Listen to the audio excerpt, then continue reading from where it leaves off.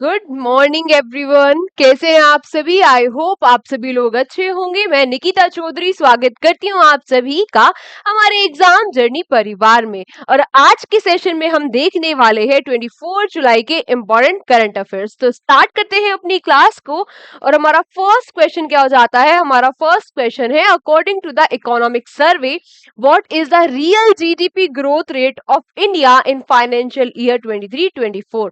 हमारा पहला क्वेश्चन ही super important हो जाता है। आपसे क्या पूछ रहा है? आपसे पूछ रहा है कि जो इकोनॉमिक सर्वे है, इकोनॉमिक सर्वे के अनुसार जो भारत की रियल जीडीपी ग्रोथ रेट है 2023-24 फाइनेंशियल ईयर में, वो कितनी है? आपसे ये क्वेश्चन पूछ रहा है। लेकिन उससे पहले ये तो बताओ कि ये इकोनॉमिक सर्वे होता क्या है। देखो, जो इकोनॉमिक सर्वे होता है, जब हमारा बजट पेश होने वाला होता है उससे एक दिन पहले रिलीज किया जाता है इकोनॉमिक सर्वे को। और इस सर्वे में क्या होता है? सर्वे में जो भारत की इकोनॉमी है उसका डिटेल्ड एनालिसिस होता है। मतलब कि भारत की जीडीपी कितनी रही है, कहाँ कितनी वृद्धि हुई है, कहाँ कितनी कमी हुई है, उन सभी चीजों के बारे में डिटेल में बताया जाता है। अब बात आती है कि इसको रिलीज कौन करता है, तो इसको रिलीज किया जाता है किसके द्वारा? फाइनेंस मिनिस्ट्री के द्वारा। और फाइनेंस मिनिस्ट्री इसको बनाती है किसकी हेल्प से? किसकी हेल्प से इसको प्रिपेयर करती है? चीफ इकोनॉमिक एडवाइजर की हेल्प से। चीफ इकोनॉमिक एडवाइजर की हेल्प से जो फाइनेंस मिनिस्ट्री है वो इसको प्रिपेयर करती है। अब रिलीज यानी कि किसने किया है? बजट के एक दिन पहले फाइनेंस मिनिस्ट्री ने। और वो किस उसकी जो मिनिस्टर है वो कौन हो जाती है? हमारी निर्मला सीतारमन जी। निर्मला सीतारमन जी ने इसको क्या किया है? रिलीज किया है। और किसकी हेल्प से बनाया है? Chief economic adviser. और ये कौन हो जाते हैं? हमारे चीफ इकोनॉमिक एडवाइजर हो जाते हैं अनंत नागेश्वर जी। अनंत अनंत नागे वी अनंत नागेश्वर जी। ठीक है, तो ये क्वेश्चन भी आपको याद रखना है कि हमारे जो चीफ इकोनॉमिक एडवाइजर हो जाते हैं वो कौन हो जाते हैं। अब बात आती है क्या? अब बात आती है ये कि इस बार जो फाइनेंशियल ईयर है हमारा जो 2023-24 का, उसमें जो जीडीपी ग्रोथ रेट है, रियल जो जीडीपी ग्रोथ रेट है वो कितनी रही? से मैंने आपको कितना सारा पढ़ा लिया ना कि इस बार जो 24-25 फाइनेंशियल ईयर है उसमें एडीबी ने ये ग्रोथ रेट बता दी, आईएमएफ ने ये बता दी, वर्ल्ड बैंक ने ये बता दी, नीति आयोग ने अलग एस्टिमेट करा है। तो ये अब तक सारे एस्टिमेशन चल रहे हैं। जो रियल बताता है वो लास्ट में चल जाके कौन बताता है? Economic survey. तो हमारा जो 23-24 का फाइनेंशियल ईयर है उसमें real GDP growth rate Bharat की कितनी रही है? कितनी जीडीपी ग्रोथ रेट रही है? 8.2%। कितनी रही है? 8.2%। अच्छा, यहाँ पे बहुत सारी चीजें इन्होंने बताई जो सर्वे में, वो क्या क्या हो जाती है। अब इस बार तो रही 8.2%। इस बार तो कितनी रही? 8.2% रही। और इसमें जो इंडस्ट्रियल ग्रोथ रेट थी वो कितनी रही? 9.5%। 9.5% इसमें जो इंडस्ट्रियल ग्रोथ रेट है वो रही।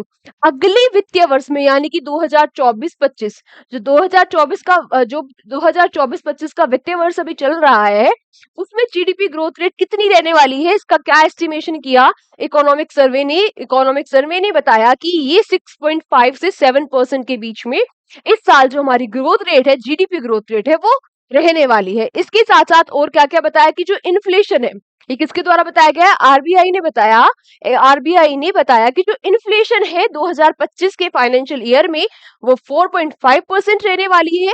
और 2026 के फाइनेंशियल ईयर में ये 4.1% रहेगी। एग्रीकल्चर में इस बार कितनी वृद्धि हुई? एग्रीकल्चर के सेक्टर में वृद्धि हुई 4.81%। कितनी? 4.81%। वहीं सर्विस सेक्टर में कितनी वृद्धि हुई? 7.6% वृद्धि हुई फाइनेंशियल ईयर 2024 में।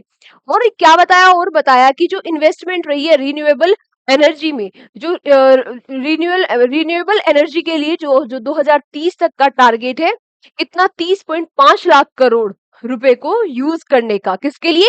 रिन्यूएबल एनर्जी के लिए। अच्छा, मैंने आपको बताया कि यहाँ पे एग्रीकल्चर में इतनी ग्रोथ रेट रही, इंडस्ट्री में इतनी रही, सर्विस सेक्टर में इतनी रही। तो ये होते क्या है? ये होते क्या है? आपने सुना होगा ना, हमारी इकोनॉमी है जो उसके तीन फैक्टर होते हैं। पहला होता है प्राइमरी, एक होता है सेकेंडरी, और फिर होता है टर्सरी। प्राइमरी सेक्टर में क्या आता है, जल्दी जल्दी बताओ, प्राइमरी सेक्टर में मेजरली क्या आता है, एग्रीकल्चर। जो सेकेंडरी सेक्टर है उसमें आती है इंडस्ट्री। वो तो मैंने आपको बताया कि कितनी वृद्धि रही, टोटल जो जीडीपी का हिस्सा है वो इन सेक्टर से कितना आया, हम यहाँ उसके बारे में बात कर रहे हैं। और टर्सरी सेक्टर में आती है सर्विस। टर्सरी सेक्टर में क्या आता है, सर्विस। तो एग्रीकल्चर में जो जीडीपी में जो कंट्रीब्यूशन रहा एग्रीकल्चर का, वो रहा कितना, 17.7%। इंडस्ट्री का रहा 26.7% और सर्विस सेक्टर का रहा 54.7%। तो यहां से आपसे जरूरी नहीं है कि ये परसेंटेज पूछेगा, क्वेश्चन कैसे पूछ लेगा, क्वेश्चन पूछ लेगा कि हमारे जो भारत की जीडीपी है उसमें सबसे ज्यादा योगदान उस सेक्टर का रहता है, तो टर्सरी सेक्टर का रहता है और उसमें क्या आता है, उसमें सर्विसेज आती है, यानी कि सर्विस का जो योगदान है वो सबसे ज्यादा है, सेकंड नंबर पे इंडस्ट्री का और फिर एग्रीकल्चर का। इस रिपोर्ट में एक और इम्पोर्टेंट चीज बताई गई और वो क्या हो जाती है कि जो एक्सपोर्ट है भारत का, वो कितना रहा, 341.1 बिलियन, 341.1 बिलियन डॉलर एक्सपोर्ट रहा और इसमें 4.9% की वृद्धि देखी गई। तो ये कुछ डेटा है जो इंपॉर्टेंट हो जाता है और एग्जाम के पॉइंट ऑफ व्यू से ये डेटा काफी ज्यादा इंपॉर्टेंट हो जाता है। तो इस डेटा को एक बार आप अच्छे से रिवाइज करेंगे, कुछ मैंने चीजें क्लियर करने की कोशिश की है, कुछ एक बार आप फिर से पढ़ेंगे। अगर इकोनॉमी से रिलेटेड कोई भी क्वेश्चन दोबारा आता है तो एक बार हम इसको फिर रिवाइज करेंगे, नहीं तो संडे की क्लास में हम इसको एक बार फिर से अच्छे से रिवाइज करेंगे, तो याद तो हो जाएगा, लेकिन एक बार आपका भी ये फर्ज बनता है कि आप इसको अच्छे से रिवाइज करें, क्योंकि यहां से क्वेश्चन बनने की संभावना बहुत बहुत बहुत ज्यादा हो जाती है। नेक्स्ट क्वेश्चन क्या कह रहा है, recently who has become the first Asian male tennis player to be inducted into the International Tennis Hall of Fame. International Tennis Hall of Fame में आने वाले पहले जो एशियन प्लेयर है वो कौन बन गए हैं, ये पहले एशियन भी है और पहले भारतीय तो ऑब्वियसली होंगे अगर एशियन पहले है, तो ये कौन बन गए हैं, ये बन गए विजय अमृतराज जी और लेंडर पेस जी। ये दोनों भारतीय हैं और इन दोनों को अभी हाल ही में शामिल कर लिया गया international Tennis Hall of Fame में। तो किससे रिलेटेड है ये दोनों, टेनिस से रिलेटेड है, डायरेक्ट क्वेश्चन ये भी पूछ सकता है और ये क्वेश्चन भी सुपर इंपॉर्टेंट हो जाता है कि इन दोनों को टेनिस हॉल ऑफ फेम में ऐड कर लिया गया और ये पहले पहले एशियन मेल्स बन गए हैं टेनिस हॉल ऑफ फेम में ऐड होने वाले। कौन बन गए हैं, कौन बन गए, विजय अमृतराज जी और लेंडर पेस जी। ठीक है, नेक्स्ट आपसे पूछ रहा है recently who has become the first women officer to be the army air defence corps to be operationally deployed in the Siachen glacier. तो सियाचिन ग्लेशियर पर ऑपरेशनली डिप्लॉय होने वाली पहली महिला पहली महिला जो आर्मी की एयर डिफेंस क्रॉप से बिलोंग करती है, कहां से है ये, आर्मी की एयर डिफेंस क्रॉप से है, ये पहली महिला बन गई है सियाचिन ग्लेशियर पर, सियाचिन ग्लेशियर पर ऑपरेशनली डिप्लॉय होने वाली। तो उनका नाम क्या हो जाता है, तो ये कौन हो जाती है, ये हो जाती है सुप्रीता सीटीजी। कौन हो जाती है, सुप्रीता सीटीजी। तो इनका नाम हमारे लिए काफी इंपॉर्टेंट हो जाता है।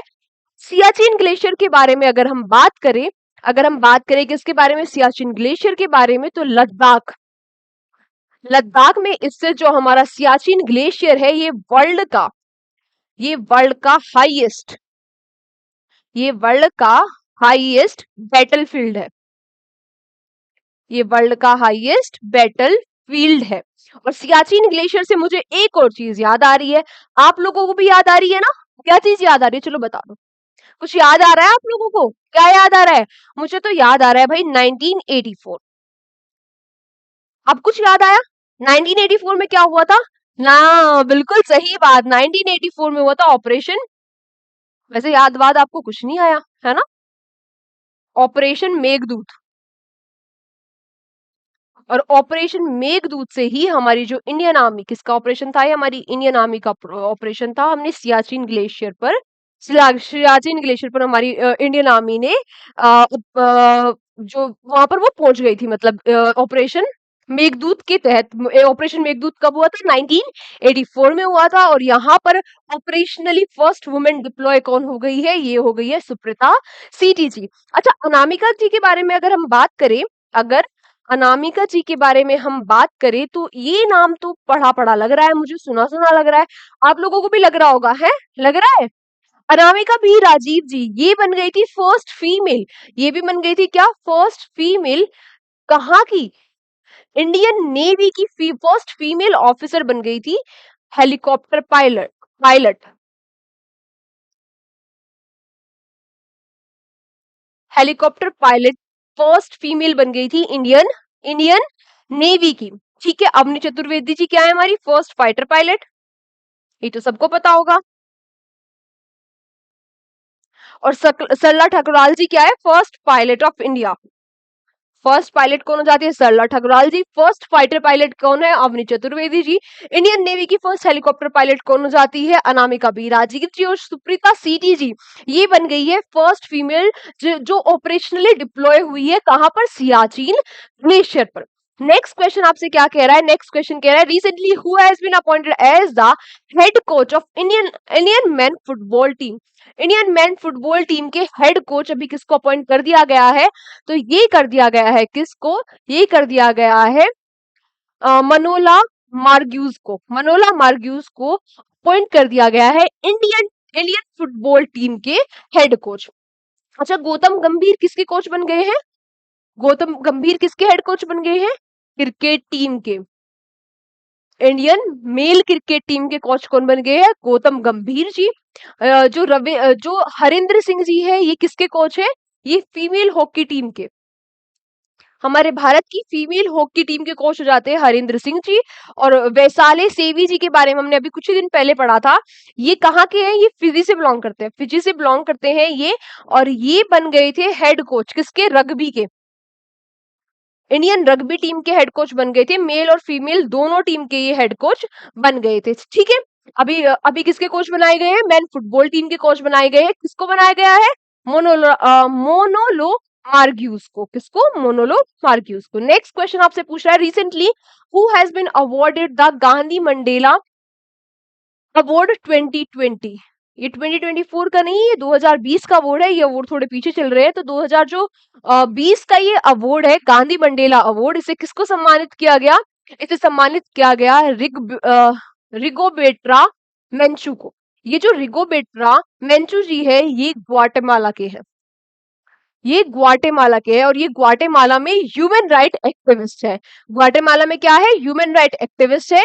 और इनको 1992 में इनको नोबेल पीस प्राइज से भी सम्मानित किया जा चुका है, नोबेल पीस प्राइज से भी सम्मानित किया जा चुका है। अभी हाल ही में इनको किससे सम्मानित किया गया, अभी हाल ही में इनको सम्मानित किया गया किससे, इनको सम्मानित किया गया गांधी मंडेला अवार्ड से, गांधी मंडेला अवार्ड से इनको सम्मानित किया गया। अच्छा, 2020 का इनको मिला है, 2019 को 19 का किसको मिला था, 29 में गांधी मंडेला अवार्ड से सम्मानित किया गया था दलाई लामा को, दलाई लामा को सम्मानित किया गया था इस अवार्ड से 2019 में।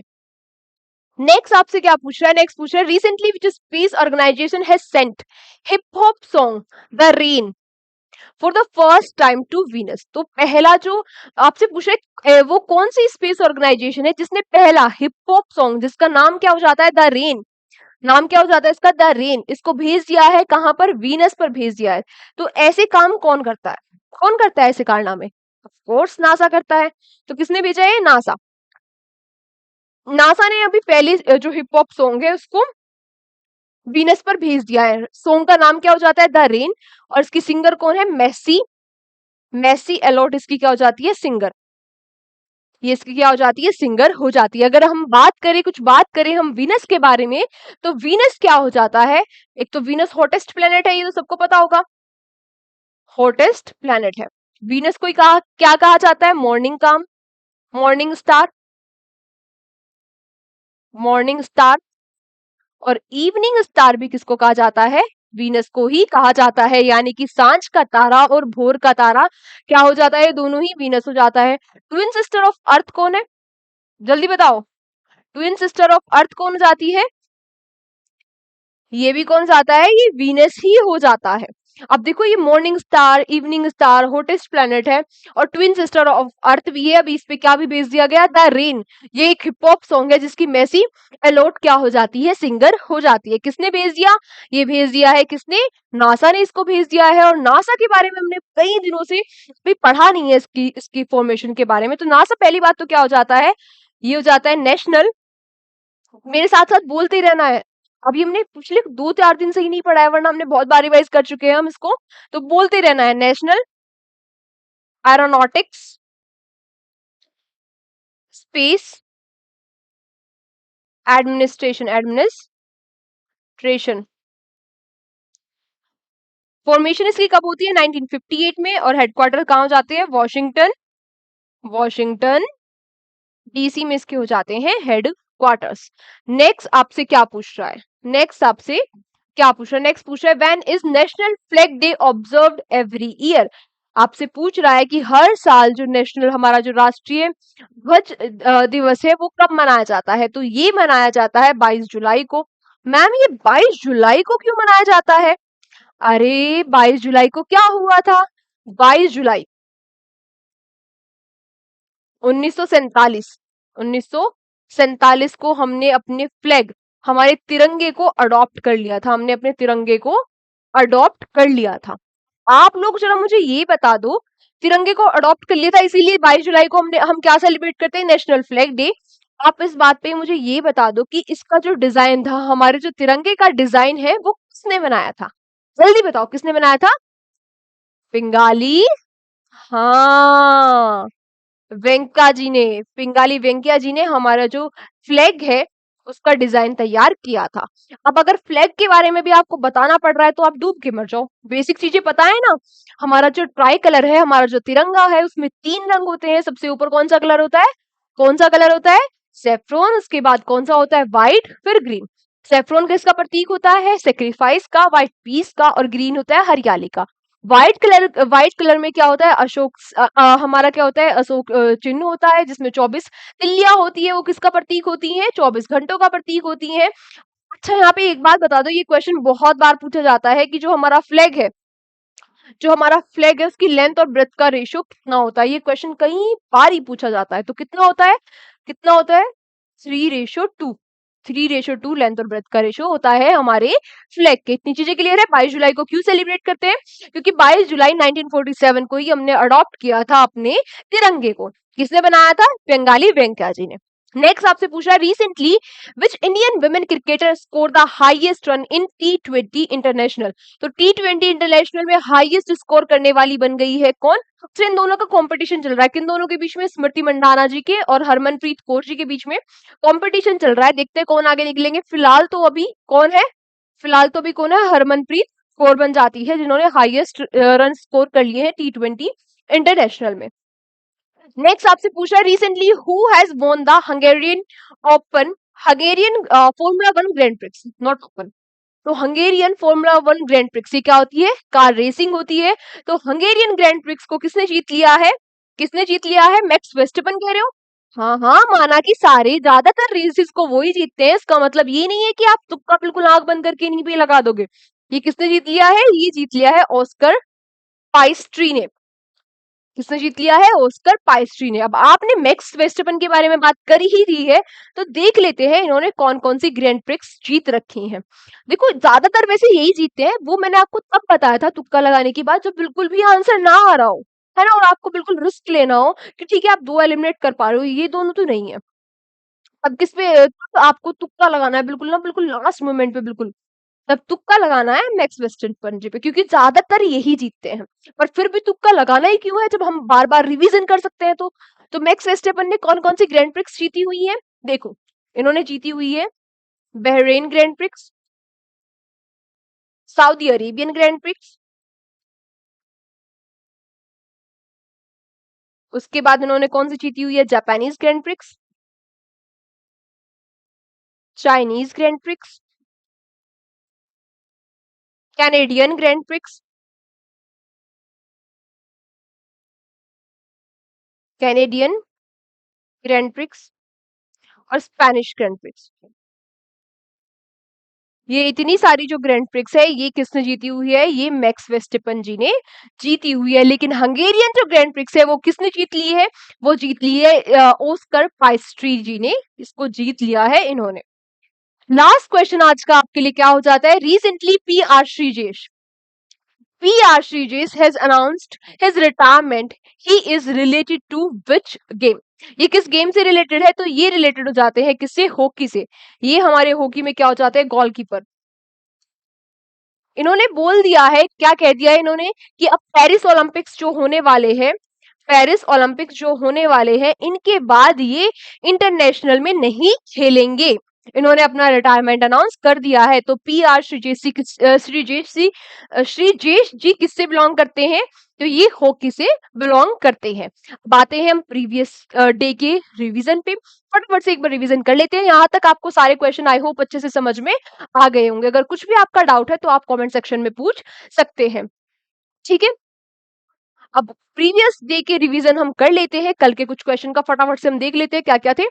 कि Chandipura virus is in news, which state of India is majorly affected by this virus? तो कौन सा स्टेट अफेक्टेड था? गुजरात इससे मेजरली अफेक्टेड हुआ है।